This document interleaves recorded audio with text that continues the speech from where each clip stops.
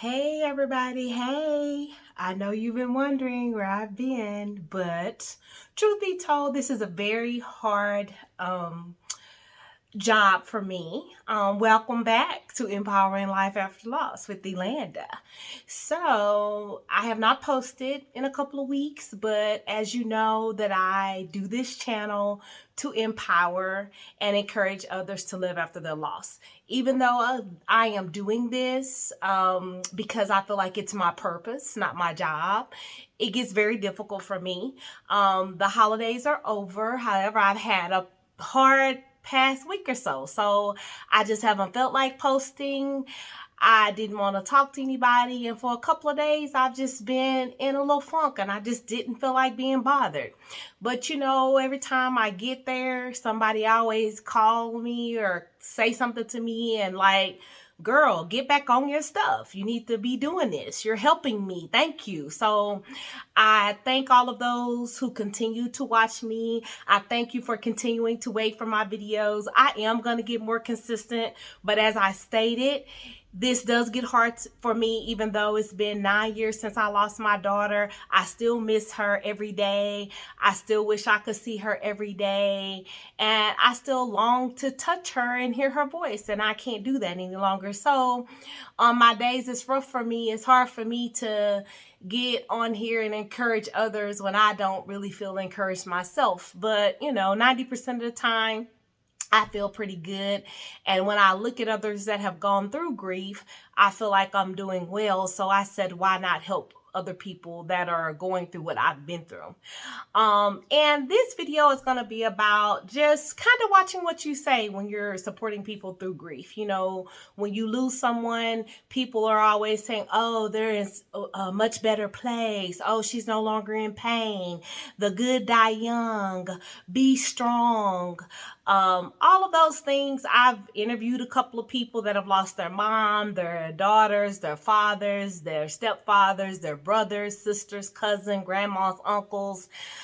First of all, if you lose someone, nobody wants to hear they're in a better place. And if you're saying that, and if you really believe that and you think people want to hear that, it's because you've never really lost anyone that you truly were in love with. Even if you're a Christian, when you first go through that loss, those are just not things that you want to hear. Those are not things that make you feel better. Those are not things that put you in a better place. So telling someone that they're in a better place, that's just not the best comment when it's a new loss for them. I do think eventually over time does heal and you do realize that they're in a better place and you can get back to your faith and believing and all of those things. But when it initially happens, those are just not the best words for people that are going through a big loss for a person that they were really in love with, whether that be their father, their son, their mother, their grandmother, their husband. They just don't want to hear that. So if you don't know what to say, the best thing is to just be there. Be there. Support them, let them talk, let them say the things that they want to say, let them feel the things that they want to feel. Everybody goes through things at different times. They feel stuff at different times. So let that person grieve in their own way and allow them to grieve the process that way they want to. The other thing, people, when I did my little interviews that I talked to people that I know personally that have suffered losses, another thing that was consistent amongst everybody was people telling them to be strong. Well, sometimes you don't want to be strong. Like I said, these last couple of days, I haven't been strong. I haven't felt like being bothered. I've been kind of depressed the last couple of days. So some days I don't want to be strong. I'm strong most of the time. So the days that I feel weak, on the days that I feel like crying, just let me cry. Let me have my moment. I don't want to be strong. I don't have to be strong. I can feel weak today. That's okay. If you're grieving, if you've lost somebody, you can feel that way. It's been 9 years for me and I still have those days. Sometimes I have those weeks. So even though I feel like I've come a long way, I've accomplished a lot of things since I've lost my daughter, it doesn't mean that it doesn't hurt, and it doesn't mean that I don't go back through those grief processes of shock, denial, all the things that the anger, the betrayal, what could I have done different? Some people said when I interviewed them, I wish I could have taken their place, so you just never know what people are feeling or where they are. And if it depends too on the relationship you have with a person. If you're somebody that's never talked to me and we've never had a relationship, don't keep asking me what happened. Don't keep asking me what happened. Where was she? What did she do? My daughter was in a car accident. People that didn't know anything about me, I just got tired of telling the story. When you're grieving, you're just trying to get over what you've just went through, what's happened, that you're not going to have that person anymore, that you're not going to see that person anymore. People don't want to tell the story 15 times.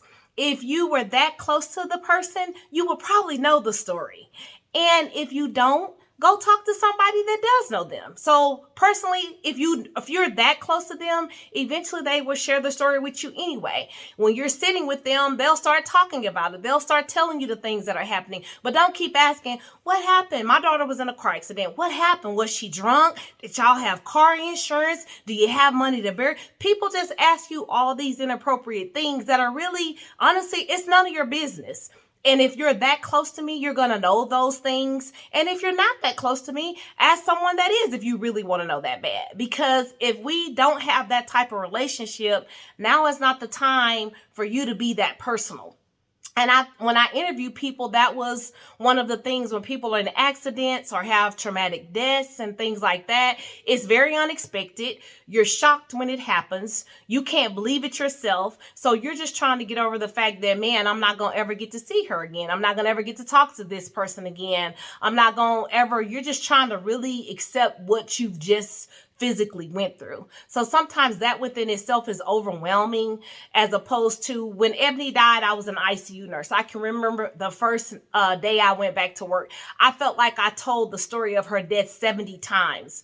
It was very hard for me to keep telling people what happened to my daughter. It had been less than, it had been a couple of months, maybe at the most.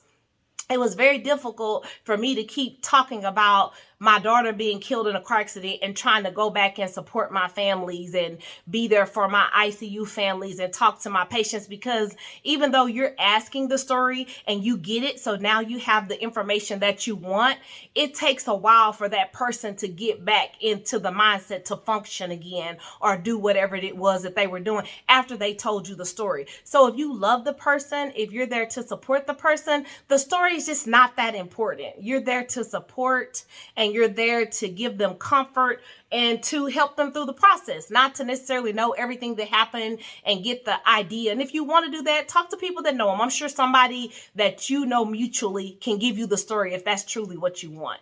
But if you are really trying to support me, that shouldn't be your focus.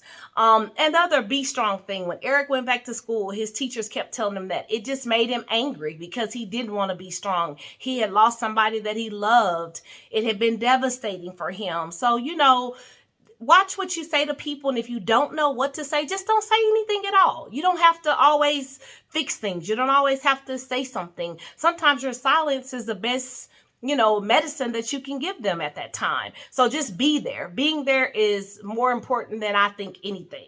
Another person I talked to, they said it was very helpful when people bought toilet tissue, and I wrote some notes, so that kind of checking out my notes. She said when people bought toilet tissue, they came to sit with her, they bought food to the house. Those things are very helpful because you don't feel like cooking, you don't feel like being bothered, and that's really good to do that right after the accident, but you feel like that for weeks and months later. So those people that keep doing it, those people that keep reaching out, that's a very big blessing to the person that's lost somebody. So, and a lot of people, when they've lost their mom, they felt like they lost a staple in the kitchen. I mean, that's the person that cooked for Thanksgiving. That's the person that, ran everything. So sometimes you have pressure if you're the oldest daughter or the oldest child or the person that did those things with her, as though you have to keep doing the things that she did. Don't feel obligated to keep that going, and let people know that you can't, that you're not her, that, you're going to have to find different ways to celebrate things and different ways to do things because that person is no longer there. And I think sometimes people take it upon themselves, the responsibility of taking over a person's role, when that's not your job to really take over their role. You need to grieve, get over them, and do the things that you need to do so you can feel better. So those are just a couple of things that people told me. Saying he's in a better place, no longer in pain, he's happy now. You'll always have him in your heart. Some people felt like, I don't want to have him in my heart. I want to have him here with me. So even though you're a Christian, when you lose people that you love, those are just real feelings. So the Bible is great. Everything in the Bible is great. But sometimes you are human. You are in the flesh. You feel what you feel. And those things are okay. And don't let people make you feel like you need to be over it and you need to get through it, even if that's not what you're feeling. I did want to share this poem that one of my friends, I interviewed, like I said, a friend that had lost her mom, a friend that had lost her son. I interviewed one of my friends that had lost, a couple that had lost their mothers, some that have lost their husbands. So this is not just what I feel. It's when I talk to people that are grieving, these are some of the things that I have heard multiple times from people, regardless of their loss. The thing, you'll get over it. You're going to get all over it. They're no longer suffering. People do not want to hear that stuff when they lose their loved one. Keep it to yourself. And if you can't, just close your mouth. It's simple. Sit there and tell them you're sorry for their loss. You just don't know what to say. And sometimes it's best not to say anything. So this is a prayer that one of my friends told me she prays every night. She lost her mom not too long ago. So it was very hard for her. She had to do all the funeral planning. And I just thought it was a very good prayer. So I wrote it down and I'm going to share that with you. Dear Lord, enlighten any darkness within me. Help me to proceed with wisdom and discernment in your grace. Find my bruises, mend my brokenness, heal my sickness, any sickness that's within me. Restore any love, hope, peace, joy, and serenity that's left in me. And I just think that's amen. And I think that's a wonderful prayer because it says a lot of the things that we feel when we are broken. And guys, I want you to know, I want to be real transparent. It's been 9 years for me, but that does not mean it's easy. I've just chosen to live and empower my life after my loss. It's sometimes I have to push myself. Like I said, I've been depressed for the last couple of days. So I just got up. I went and walked my neighborhood. I did some of the things that I encourage you guys to do. And it's very helpful when I do it, when I take my own advice. So I did those things. And I think I kind of got where I was because I went to get my nails done. Well, the day Ebony was killed, me and my family used to go get our manicures and pedicures together. And I was getting my nails done. And I hope my nail tech doesn't get sad when she's watching this, but it just let me know sometimes I feel like I'm better and I'm really not. Then I think, man, I thought I had gotten over this, and things will happen, or you'll go through things and you're like, I still feel that pain. It's like you have respites in your grief where I think the longer it is, you have longer breaks. But when you feel hurt, man, that hurt, I can't even explain what I feel in my heart. I was getting my nails done and my nail tech asked me, her and the other tech were speaking in Vietnamese. And she said, Yolanda, how long has it been since you lost Ebony? She told me that. And I thought, man, I was in this salon the day my daughter was killed, and I just started crying. Tears just came, they just started rolling. And I have days where I'm just real okay. And people always say, you're so strong. No, I cry when I feel like crying. And when I do cry, don't stop me from crying, because that's what I'm feeling at the moment. Don't feel sorry for me. Let me cry. Let me have my moment when I'm crying. Even though it's been 9 years, I just broke down. I didn't know why I felt so hurt when she said that to me. It was nothing wrong with her saying that to me. It just brought back the day of her death. It made it like, it was almost like that day when I could just remember us sitting in the chairs. I could remember us leaving, going home. It's just like the whole day came back to me just from her saying, how long has it been since you lost Ebony? And the reason why she asked me, because the lady that was doing my feet at the time, she was Vietnamese. She really didn't speak a lot of English. Her son had been kidnapped and he was 9 years old, and somebody kidnapped and killed him. Well, she has a 19-year-old. He was a twin. The 9-year-old was a twin. So she also had a 19-year-old that's still living. That's the twin of the little boy that's deceased. And so she was telling her about her 19-year-old and all the great things he was doing. And she started talking about her twin that she had lost. So I guess it had been close to 10 years for her too, because the other twin was 19. But it's just, I'm just telling you that to say that even though you get better, you still have your moments, you still have your time. It's like a roller coaster. You have your ups and your downs. Sometimes you're really low, and then sometimes you feel high. And sometimes you feel guilty because you do have those high moments, and that person is not here to really share those moments with you, because you still desire. When I got my doctor's degree, I desire for my daughter to be at my graduation. When I got my master's degree, I wanted her to see me walk across the stage. So those are things that I desire when I have really good moments, or when Paige graduated, when Eric graduated. I want her to be a part of those things, and she just never will be. But that's something that I want.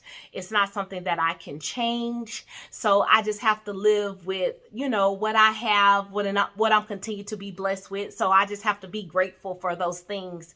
And a lot of times, if I'm focused on all my many blessings, it gets really hard. I'm still blessed with a lot of things, so I try to focus on those things so I'm not so depressed about the things that I've lost.